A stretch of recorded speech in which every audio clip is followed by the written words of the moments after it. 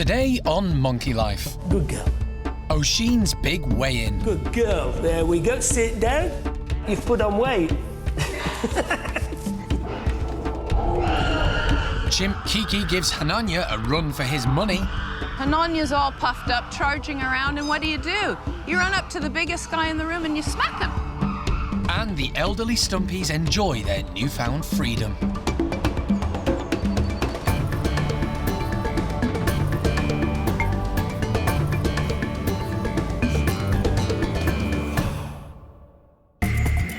This is Monkey World in Dorset.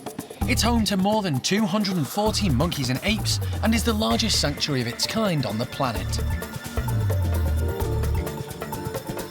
Dr. Alison Cronin and her team rescue and rehabilitate primates from all over the world. This is always, for me, the most stressful time. I want to see Kiki fit and healthy.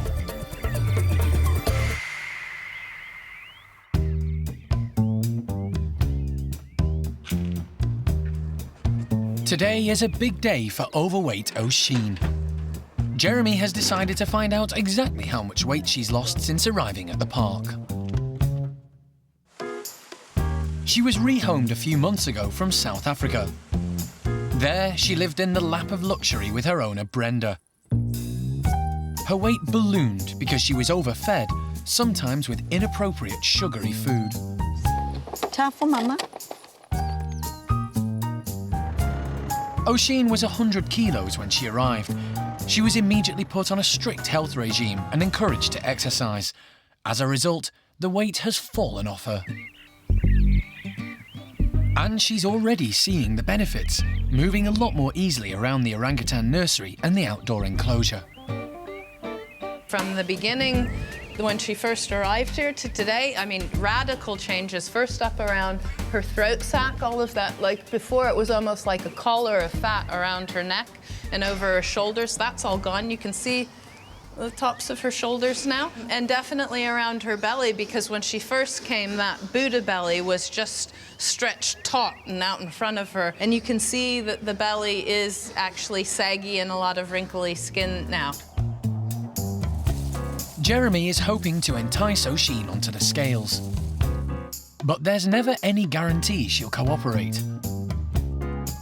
The last time we weighed her, she was 79.7 kilos, so I think she's probably lost a bit more, but, I mean, we were surprised how much she'd lost last time, so we'll see whether we're surprised or not this time. And we're ready to go now when you are. On my way to... Come on, gorgeous. Where are you going? Hello there. Are you right? Are you right? We good girl? Good girl. Here we are. Come on. You know what this is, don't you? Good girl. So everybody's watching the weigh machine? Ready? Yep. Good girl. There we go. Sit down. Good girl. Have you got the weigh? And we're at 80 kilos bang on. 80 kilos. Have you got that? You've put on weight. You're a good girl. So, not quite Slimmer of the Month, but Alison is still happy with her progress. You know, Oisin's only been here a few months now, and already she's lost 20 kilos. So, you know, we were hoping to do a very slow and steady weight loss program by feeding her just the normal diet that we feed her at the park and letting the weight fall off naturally, and that's exactly what's happened. We're at a little plateau right now, which just means we need to think about it and maybe a few less bananas and a little more vegetable matter and carry on so that she continues with this really nice gradual weight loss program, because everybody knows that's the best way to lose weight is slow and gradual. That is the last grape. Do you want it? Hey, hello? Yeah, Jean has a really lovely, nice relationship with Jeremy and is quite clearly very content and happy, you know, to come strolling in, sit on the scales, and I'm really pleased for her. I think we've sort of ticked all of the boxes that Oisin needs, and she's settled in now and is, I believe, quite happy and content. We're just having a moment here. We don't want to talk to you lot anymore. Oisin was the baby and the princess throughout her lifetime in South Africa, and that, you know, makes you a very spoiled individual because there's no competition. Now that she's in here with all of the youngsters, they provide stimulus and keep her busy. So slowly but surely, I think we're breaking down those social barriers as well. And every day she's becoming, her orangutan vocabulary is becoming greater, and she's becoming less dependent upon human beings. It's hoped eventually that Oisin will move away from the nursery and live in one of the adult groups of orangs. Next step is check her over, make sure she's physically fit, that we don't foresee any heart disease or any issues or diabetic tendencies that we need to deal with. Lose a bit more weight, and then graduate her to an adult group where she can either meet Tuan or Gordon.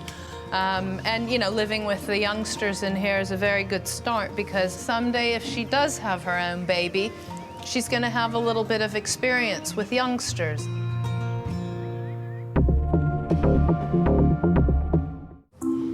Hey, Mikado. Another recent arrival who's due for a weigh-in is Mikado. It's a good boy. The golden-cheeked gibbon was rehomed from a zoo in France when his mother died. He's now happily settled with his foster mum, Alex. You going to sit in the scales for me? Hello. Hi, where are you? Oh, straight in. Sit. Good lad. He's a good boy. OK, how much does he weigh? Can you see? Yep, 2.3 kilos. You're a good boy. You're a good boy. He seems to be putting on a little bit of weight, which is good. Sometimes there may be a little bit of a loss. Once he started to go out, then of course he had so much more exercise. So he did sort of level out a little bit for a few weeks at the same weight, because he was just burning everything up. And of course we don't want a fat gibbon. You know, I don't think you really ever see a fat gibbon. Most gibbons are very long and lanky, aren't they? The biggest difference in Mikado since Mike collected him from France is his colour change.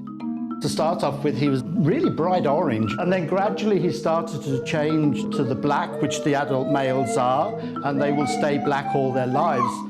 The first noticeable change was really sort of round about his ears, and then it was the feet and the hands that went, and now the arms are going, the back's going, and if I don't happen to see him for maybe 4 days, there's a noticeable difference in his colour change. It really is quite dramatic at the moment.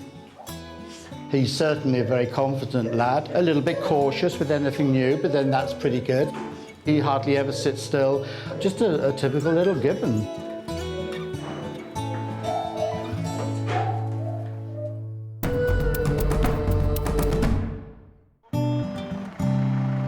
Kiki arrived at the park just over a week ago. Hey, missus! She was rescued from Lebanon, where she'd lived on her own in a cage for many years. The team decided that she was going to join Hananya's group, and her first meeting with Patricia went very well. Since then, she's been introduced to several of the other females. But today, she gets to meet the boss. Whenever we do these introductions, especially with adult chimpanzees, it's a dangerous situation, because chimpanzees are naturally volatile and very aggressive and dangerous animals. And being very strong, it means that any of these introductions could go totally wrong, and it could be a bloodbath. Don't lock it, so we can open it quickly if we need to. Jeremy and the other primate care staff members are on hand with fire extinguishers in case things get out of hand.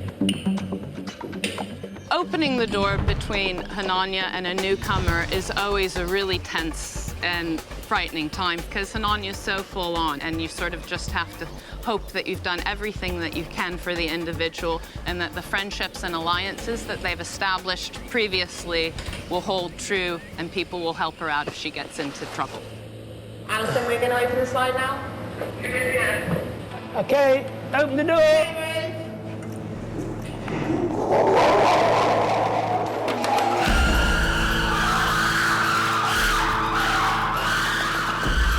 Not realising how important Hananya is, Kiki confidently chases him. Having lived on her own for so long, she's unaware of chimpanzee politics.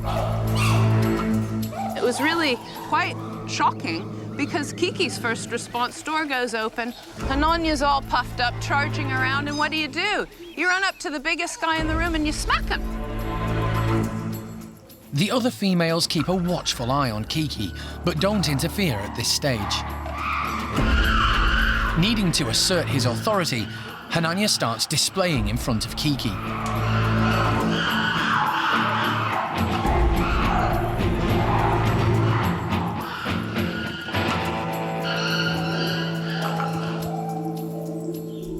Things gradually begin to quieten down, and Zeynep goes over to the newcomer to make sure she's okay. Kiki's a little more wary of Hananya now, and sticks close to the other girls. Ladies that were with Kiki did a fantastic job of letting things play out, but then if it really started to get too much and Hananya's teeth started showing a bit too much, they were right in there to say, hold on, stop, pay attention to us, and basically take the focus away from Kiki. Giving Hananya his credit, he wasn't too overbearing. He sort of came in, made sure that he was very awesome and impressive, and everybody else showed respect. But then, you know, there was a bit of sitting down and, aren't I beautiful? And Kiki was mesmerized, it worked. So, you know, Hananya actually played his cards very well, making sure she knew who was in charge, but at the same time, being rather available. So it's a really tricky balance between showing who's the boss, yet wanting to attract the females, because let's face it, in the end, in the wild, if a female doesn't like the new alpha male or the group, she can just wander off potentially and try and find a new group to join. Kiki's new friend Patricia steps in to reassure her. Then Hananya approaches again, but this time more gently. Everyone starts to relax. The combination between the ladies playing and reassuring her, I think, really helped her out to feel not so intimidated by Hananya. And it shows two things. It shows actually that they're good, loyal friends to Kiki, but that also they're not terrified of Hananya. They like Hananya. It might be a bit intimidating and awesome and frightening to us, but it's what chimpanzees do. So we sort of try and prepare ourselves as best we can, knowing their behavior, knowing our individuals, and just taking our time. And if it takes Kiki months or years to get into Hananya's group, so be it. But I suspect, the way things have gone today, that it's actually going to only be a matter of weeks.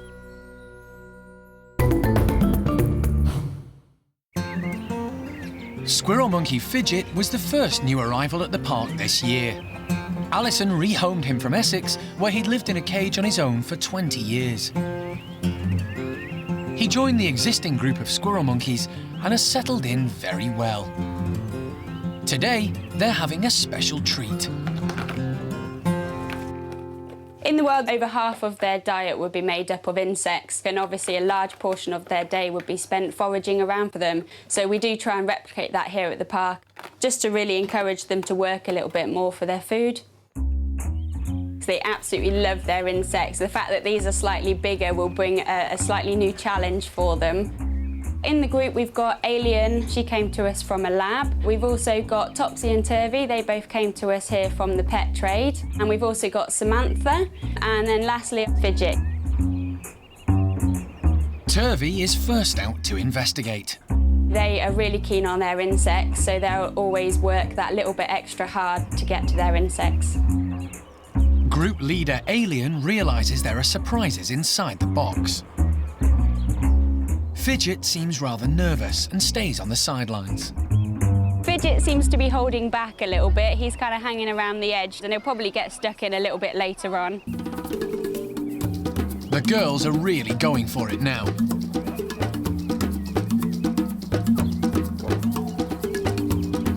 Samantha rises to the challenge, but Fidget is still reluctant to get involved. When the girls gang up together, they're a formidable force.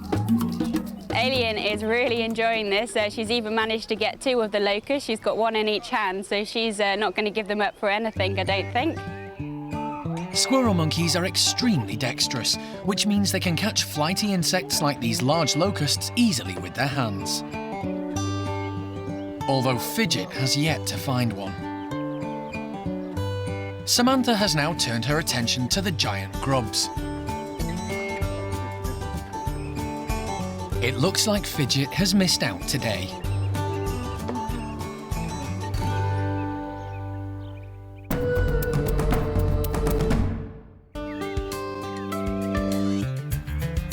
The finishing touches are being put to a brand new outdoor enclosure, which is going to house all the park's stumpies. Today's a very exciting day. This is going to be the first day that the macaques as a group, all of the stump-tailed macaques, old and new, are going to come outside into their big new enclosure for the first time. See you guys later. A few months ago, 10 stumpies were rehomed from a medical research facility in Scotland. Alison and the team gradually introduced them to the park's current ugly monkeys, and they're slowly learning to live alongside each other. Hey,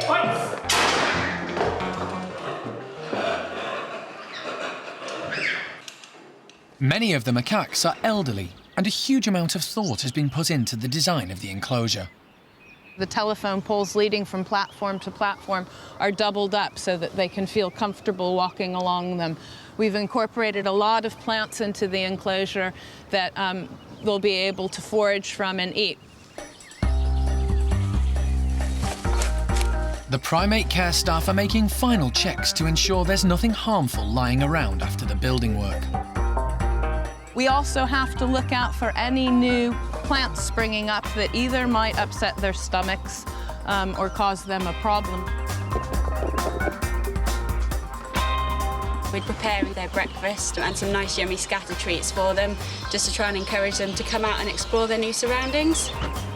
We're putting in some custard in this log for them. We've drilled out holes in the log to try and encourage them to forage around and use their fingers to get the nice yummy treats out. We'll now let them sort of take their time coming out into the enclosure, but you know, we're all just champing at the bit. You can hear it in my voice. We want them to get out here and use everything because we know how good they're gonna be. So we just need to be patient, and I'm sure the macaques will take care of everything else. Off you go. Come on, guys. Sam, Kelly, come on. Sam, the dominant male, pokes his head out to see what's going on. But it's the oldest female Cola who confidently leads the way. Miriam and Maureen are not far behind. Sam and Kelly seem quite impressed with the new playground. Sam sort of has taken over as leader of the group, I guess. You know, he's beautiful with his long silver coat, and he's come out and done a circuit of the whole enclosure, checking it out, and is testing everything. You see him walk along trying to get anything and everything to bounce, which is a good male macaque display. Kelly is proving to be quite adventurous too. Until they arrived at the park, the girls had never been outside in their lives before. Miriam tries out one of the poles. But higher-ranking Kelly has no intention of sharing it. And low-ranking Charlie quickly gets out of the way.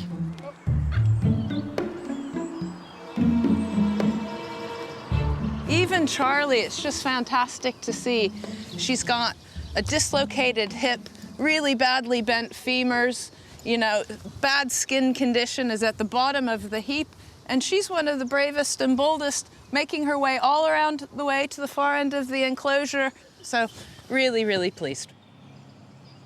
For the rest of the day, we'll leave them access outside because this is now their home, and that's the main thing, is that sort of over the coming days and weeks, they sort of get used to the enclosure slowly and gradually, and making sure that they don't get into any mischief.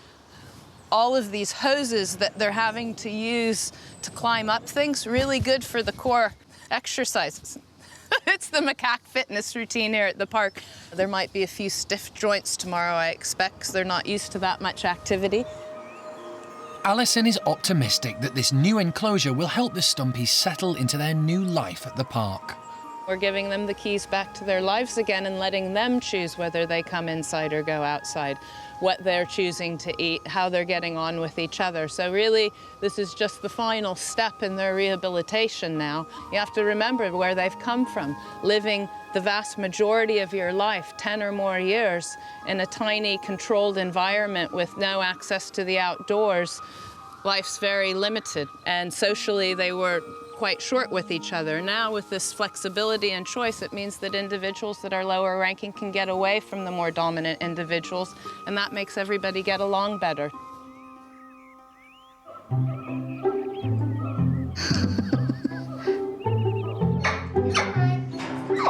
Staff have welcomed lots of new faces at the park this year.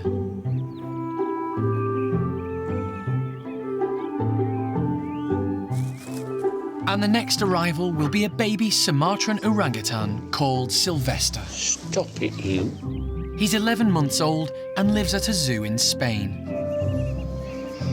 Monkey World has been asked to rehome him so that he can grow up with other orangs. But he's going to need a helping hand from Jeremy for the first few months. I always say if you can get a nappy on an orangutan, you can do pretty well anything. And another eagerly anticipated arrival is Sarah. From Louisville, Kentucky, the last female woolly monkey in America, and she's here. So, yeah, finally. They've been asked to rehome Sarah because of their incredible success in breeding these rare monkeys. As Alison and the team prepare for these newcomers, they're only too aware that there are many more monkeys and apes around the world in need of their help. But for the current residents, power struggles carry on and friendships continue to blossom as they learn to live alongside each other as they would in the wild.